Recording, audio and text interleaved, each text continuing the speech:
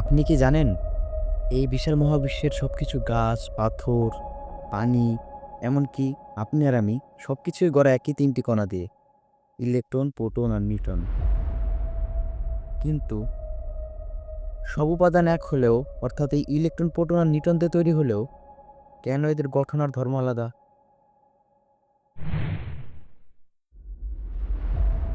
বিজ্ঞানের ভাষায় পার্থক্যের মূল কারণ হলো বিন্যাস আর ভিন্নতা।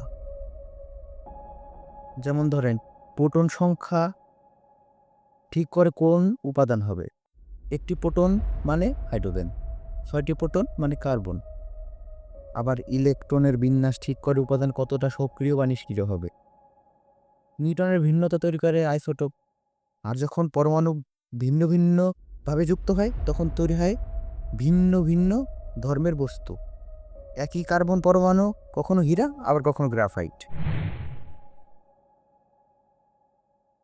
মহাবিশ্বে সবকিছু গড়া এক উপাদান দিয়ে, তবুও তাদের ভিন্ন ভিন্ন পরিচয়। এটা হলো ইউনিটি ইন ডাইভার্সিটি বা একতা থেকে বহুত্ব। জনপ্রিয় দার্শনিক অ্যারিস্টটল বলেছিলেন, রূপই বস্তুকে তার পরিচয় দেয়। একই কণার রূপ ভিন্ন হলে বস্তু ভিন্ন হয়।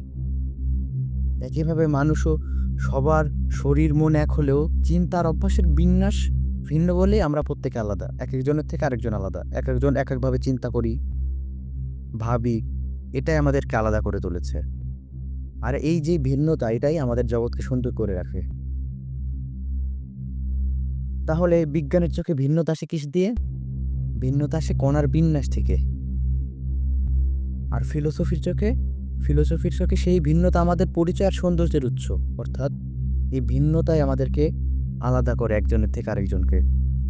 তো আপনি কি মনে করেন সবকিছু এক হলেও ভিন্নতা কি আসল শক্তি? কমেন্টে আপনার মতামত জানাতে ভুলবেন না। আর যদি ভিডিও ভালো লেগে থাকে লাইক দিন, সাবস্ক্রাইব করুন আর বন্ধুদের সাথে শেয়ার করুন। পরের ভিডিওতে দেখা হবে ইনশাআল্লাহ। আল্লাহ হাফেজ।